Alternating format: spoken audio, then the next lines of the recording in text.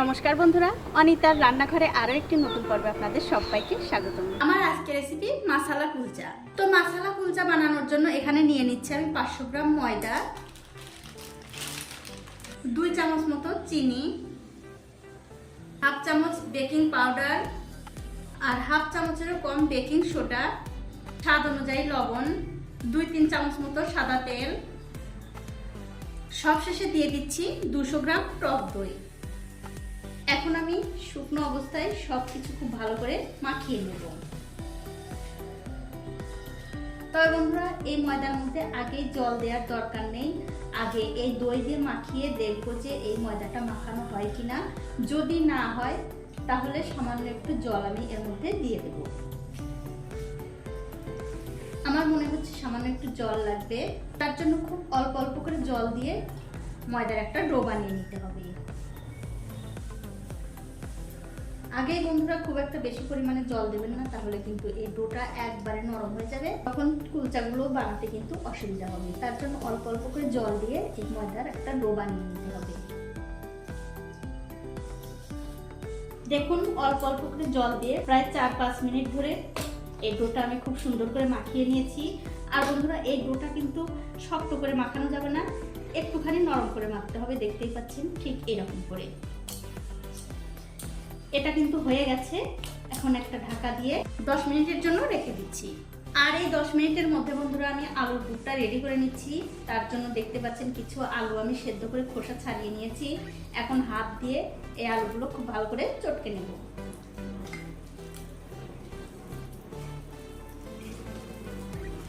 দেখুন, আলুগুলো আমি খুব ভালো করে চটকে নিয়েছি।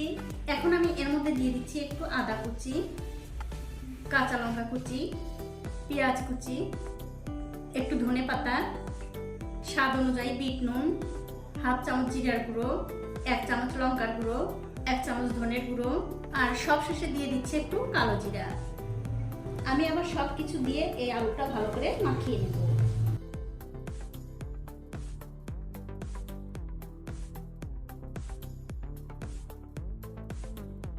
দেখুন, সবকিছু মিশিয়ে আলুটা আমি আবার খুব ভালো করে মাখিয়ে নিলাম। এটা কিন্তু হয়ে গেছে। এটা আমি এক সাইডে রেখে দিচ্ছি। 10 মিনিট পর আমি ময়দার উপর থেকে ঢাকাটা তুলে নিচ্ছি। তুলে নিয়ে এই ডোটা আমি আবার ভালো করে একটু মাখিয়ে নিচ্ছি। দেখুন, এই ডোটা কিন্তু আমি আবার একটু ভালো করে মাখিয়ে নিলাম। এখন এখান থেকে একটু বড় বড় সাইজ করে লেচি কেটে নেব। বন্ধুরা, কুলচা কিন্তু একটু বড় বড়ই হয়, তার জন্য একটু বড় বড় করে লেচি কাটতে হবে। দেখুন, সবগুলো লেচি কাটা হয়ে গেছে। এবারে একটা লেচি নিয়ে হাত দিয়ে এরকম করে গোল করে নিতে হবে। গোল করে নিয়ে এখন এই ডোটা আমি একটু বেলে নেব।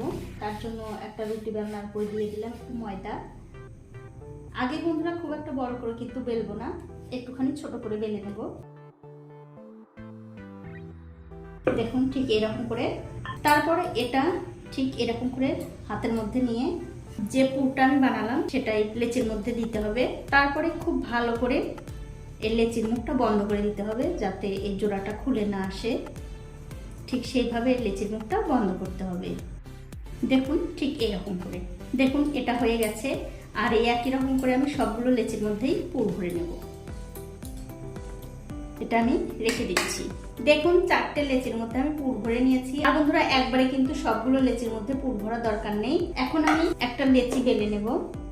হাত দিয়ে আগে এরকম করে একটু ছড়িয়ে দিচ্ছি, যাতে এই আলুর পুরটা এই লেচির চারিদিকে সমানভাবে যেতে পারে। এখন আমি ওপরে একটু ময়দা ছড়িয়ে দিয়ে এই লেচিটা বেলে নেব।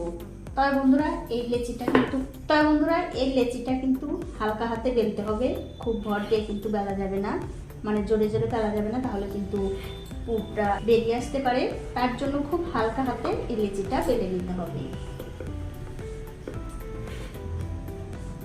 দেখুন, এই কুলচাটা কিন্তু আমি খুব ভালো করে বেলে নিয়েছি। এটা কিন্তু হয়ে গেছে।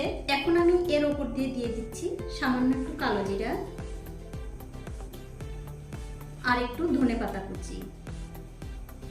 এখন হাতে সামান্য একটু জল নিয়ে এরকম করে ছিটিয়ে দিতে হবে, যাতে এই ধনে পাতাগুলো এই কুলচার উপর থেকে খুলে না আসে।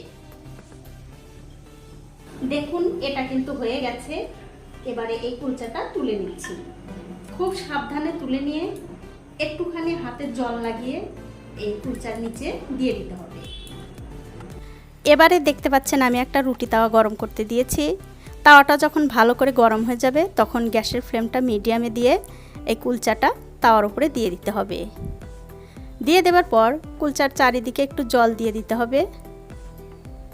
তারপর একটা ঢাকা দিয়ে 2 মিনিট অপেক্ষা করব এই কুলচাটা হওয়ার জন্য। ঠিক 2 মিনিট পর আমি ঢাকাটা তুলে নিচ্ছি। তুলে নিয়ে এই কুলচাটা একটু উল্টে দেব, উল্টে এপিঠটাও একটু সেঁকে নেব।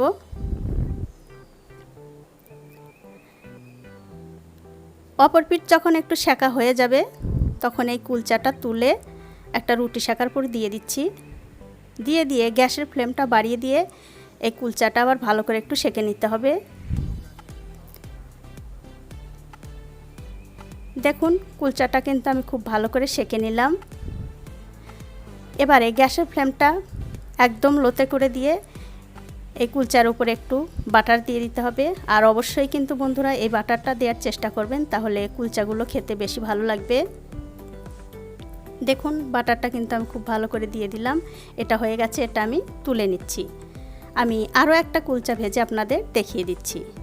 আমি ওই একই রকম করে আরও একটা কুলচা দিয়ে দিলাম আর চারিদিকে একটু জল দিয়ে আবার ঢাকা দিয়ে 2 মিনিট অপেক্ষা করব এই কুলচাটা হওয়ার জন্য। ঠিক 2 মিনিট পর আমি আবার ঢাকাটা তুলে নিচ্ছি। তুলে নিয়ে এই কুলচাটা আবার এপিঠ ওপিঠ সেঁকে নিলাম। আমি আবার এই কুলচাটা রুটি সেঁকার উপরে দিয়ে ভালো করে সেঁকে নেব। দেখুন বন্ধুরা এই কুলচাটাও কিন্তু আমি খুব ভালো করে সেঁকে নিলাম। এটাও হয়ে গেছে। আমি আবার এই কুলচাটা রুটি তাওয়ার উপরে দিয়ে এর উপরে একটু বাটার লাগিয়ে নেব।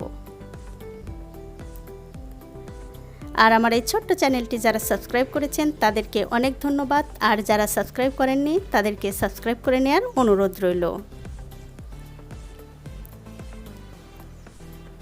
দেখুন বাটারটা কিন্তু আমি খুব ভালো করে এই কুলচার উপরে লাগিয়ে দিলাম। এটাও হয়ে গেছে, এটাও আমি তুলে নিচ্ছি।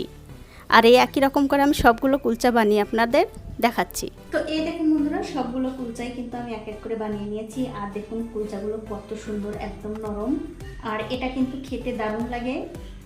আর বন্ধুরা এই কুলচাগুলো কিন্তু এরকম চিলি চিকেন দিয়ে খেতে দারুণ লাগে।